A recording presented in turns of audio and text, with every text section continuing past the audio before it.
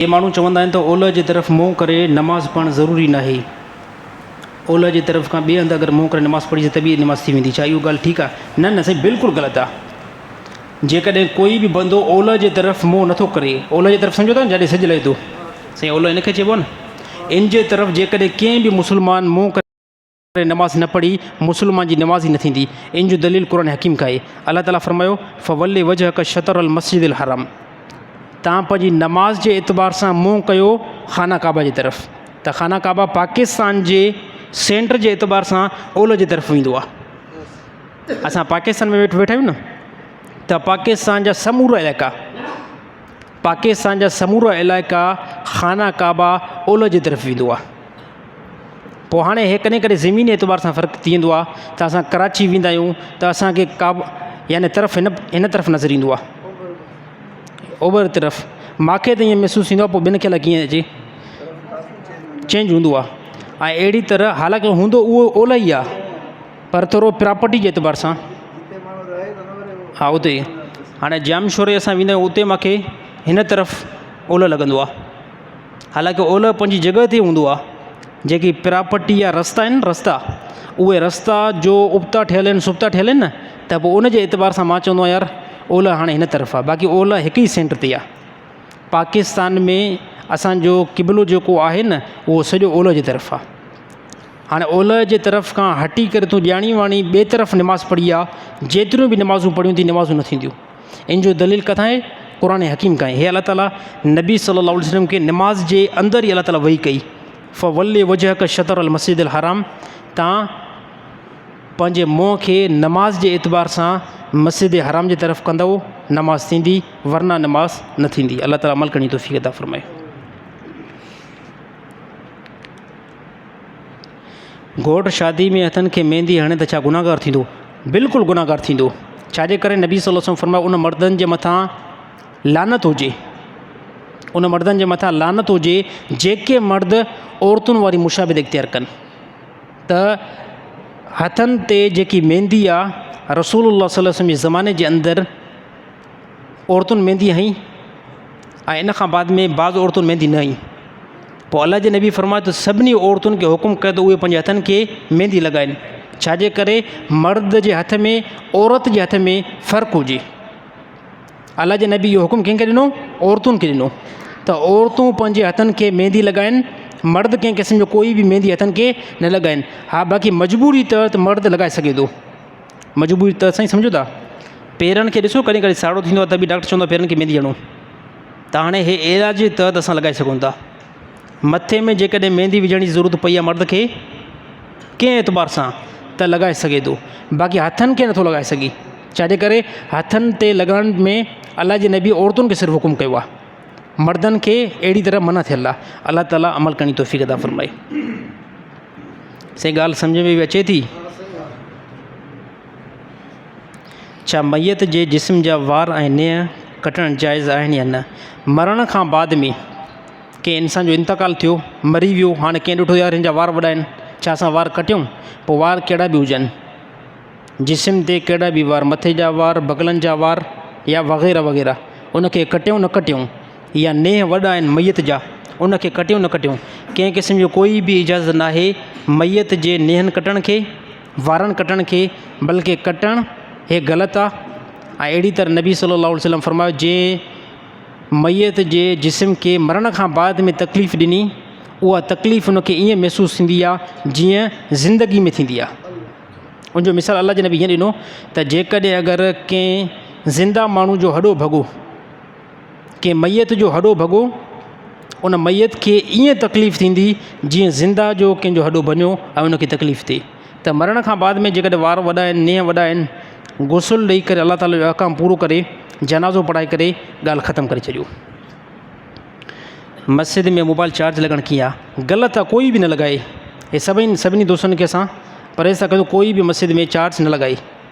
हाणे तव्हां इहा ॻाल्हि कंदो, साईं मुजीब रहमान पाण जो लॻाईंदो आहे। साईं मुजीब रहमान जुमे जे ॾींहुं त ईंदो आहे न 12 बजे ईंदो आहे, इशा नमाज़ पढ़ाए करे पोइ वेंदो आहियां जुमे जे ॾींहुं ख़ासि करे। हाणे साईं मां इहे 8 घंटा 10 घंटा हिते हूंदो आहे त मां पोइ छा कयां? मां न लॻायां? मोज़िन साहबा उहो आहे ई मस्जिद में, पेशमा मां आहे मस्जिद में, त उनजे लाइ त गुंजाइश आहे न। हे हुननि साथियुनि जे लाइ। मां हिकिड़े ॻोठ में वियुमि न, उते ॾिठीसीं हुन ॻोठ में बेंट्री पई हुई, 3-4 माण्हू आया। मां निमाज़ ते वियुमि न, पोइ 3-4 मां चयो यार शुक्र अल्हम्दुलिल्लाह हे निमाज़ लाइ आया आहिनि। जॾहिं मां निमाज़ ते बीठुमि त ॾिठुमि त हुन निमाज़ पढ़ी न। पोइ बाद में मतिलबु फ्री करे मां वियुमि ओतक में, अड़े मां ज़ालिमूं तव्हां आया त हुयो मस्जिद में, निमाज़ छा कन न पढ़ियो? चई साईं पोइ हिते जेकी बेंट्री पई आहे न, हे टच मोबाइल चार्ज में हणण आयासीं। हाणे मस्जिद में सिर्फ़ु आयो ई आहे चार्ज करण जे लाइ। हे कुझु माण्हू वॾियूं ग़लतियूं कंदा अथव।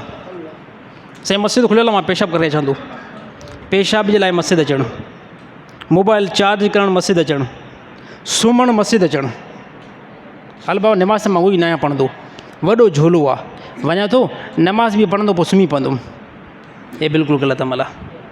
मस्जिद जा कुझु आदाब आहिनि, साईं चार्ज न लॻायो साथी। मुजीब रहमान लॻाए तुंहिंजे लाइ गुंजाइश आहे कुझु न कुझु, उहा मां गुंजाइश तव्हांखे ॿुधायमि न।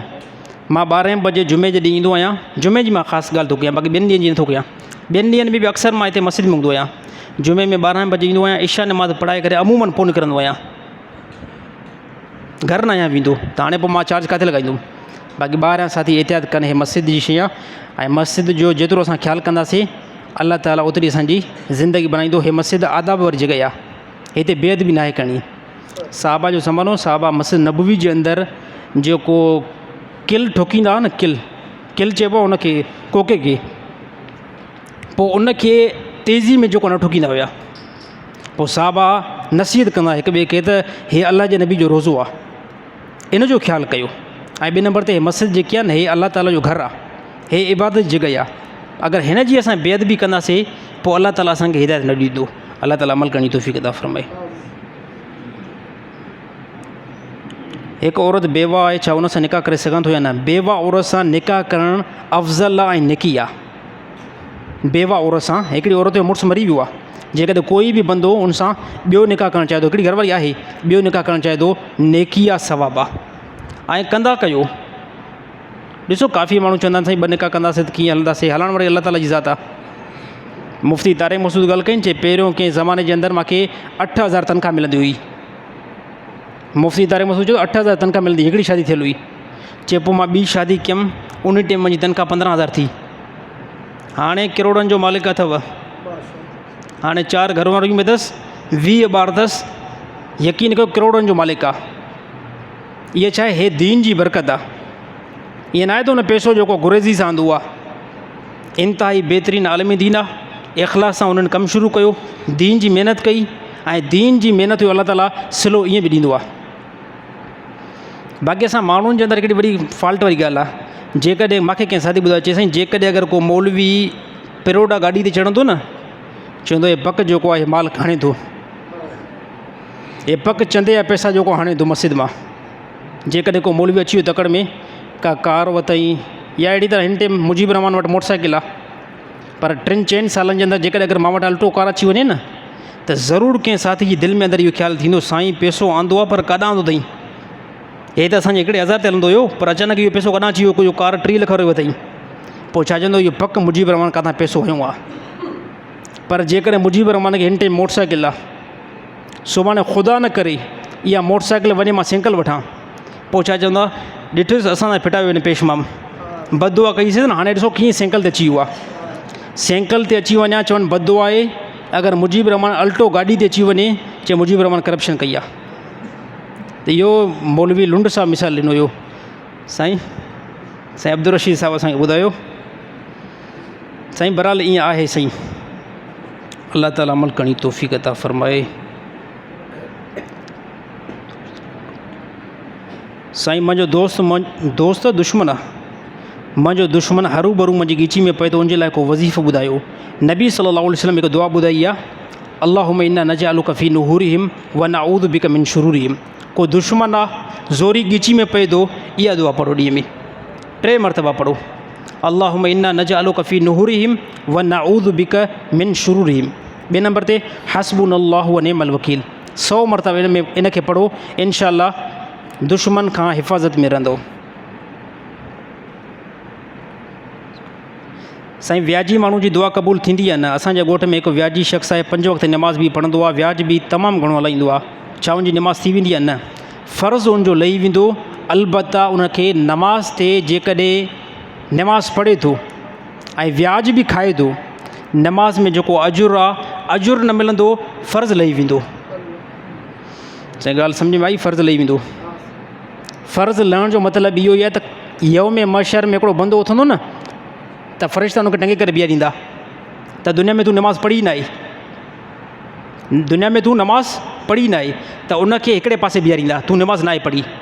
हिकिड़ो बंदो अहिड़ो आहे जेको दुनिया में हराम बि खाधई, व्याज बि खाधई, क़तल बि कयईं, पर नमाज़ बि पढ़ंदो रहियो।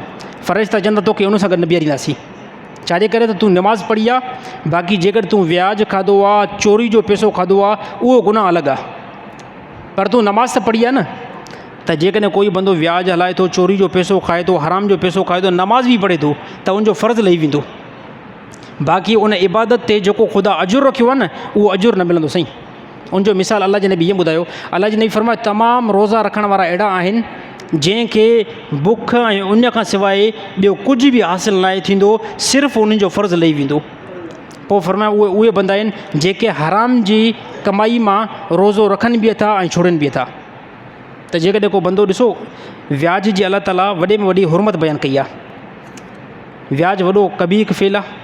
ऐं अहिड़ी तरह अलाह ताला क़ुरान हकीम में फरमायो अहल्लल्लाहुल बय व हर्रम रिबा, अलाह ताला बय खे हलाल कयो आहे ऐं सूद खे अलाह ताला हराम कयो आहे। ऐं सूद हलाईंदड़, व्याज हलाईंदड़ अलाह ऐं उनजे रसूल सां जंग पियो करे। अलाह ताला हिफ़ाज़त में रखे।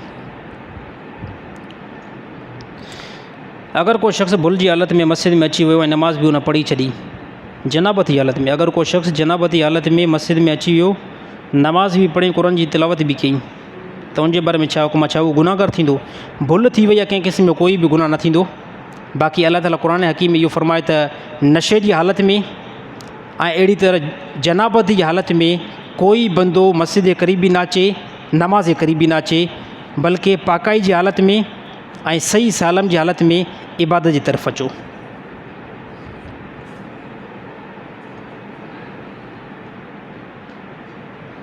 साईं मुंहिंजो कारोबार आहे, दुकान खे का नज़र लॻी वई आहे, काफ़ी टाइम खां वठी करे को रोज़गार ई नथो थिए, को वज़ीफ़ो ॿुधायो।